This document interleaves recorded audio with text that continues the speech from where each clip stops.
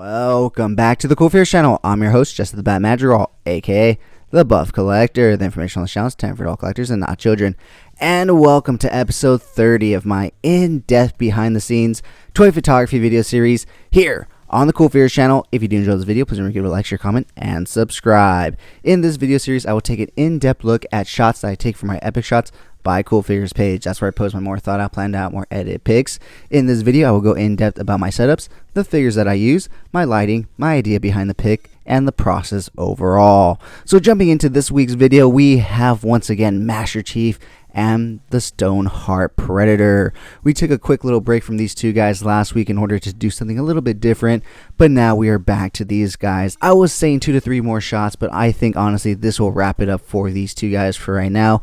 I feel like I'm ready to move on to some new figures, do some new stuff, but I had a lot of fun utilizing these two for some toy photography in these past few weeks. So rounding out the 3 shots that I did for these two guys, we have this final action shot. And as you guys know, I do not use Photoshop. I just do not have the skills to use it. So I try to hide the stand as much as possible. And this one was kind of easy and also kind of difficult at the same time. But you'll see that in the final results.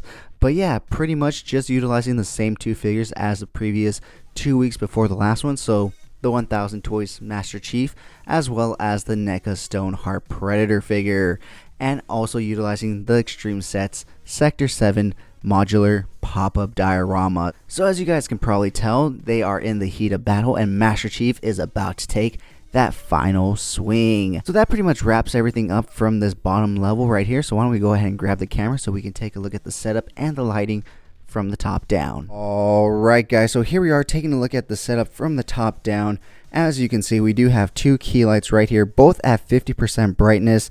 I didn't want them too bright, so that way we can actually still catch some of the warm orange glow from the warm orange light right here. I decided to go ahead and move the orange light down to here so that way it reflects off of Master Chief's armor and gave us some bounce back between the warm orange light here and the blue in the head sculpt right there. We do have 2 cube lights in the back area right back here. Let's see if we can move our way over without knocking things over, but we do have 2 cube lights back there to light up the background. And now moving back this way, that pretty much wraps it up for the lighting right there.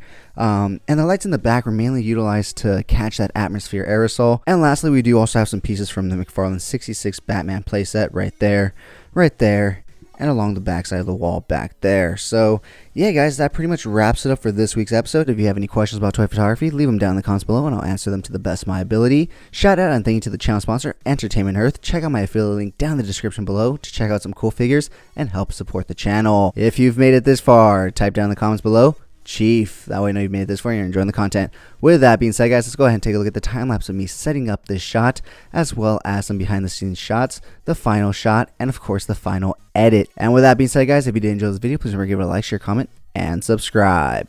And as always, have a great fucking day.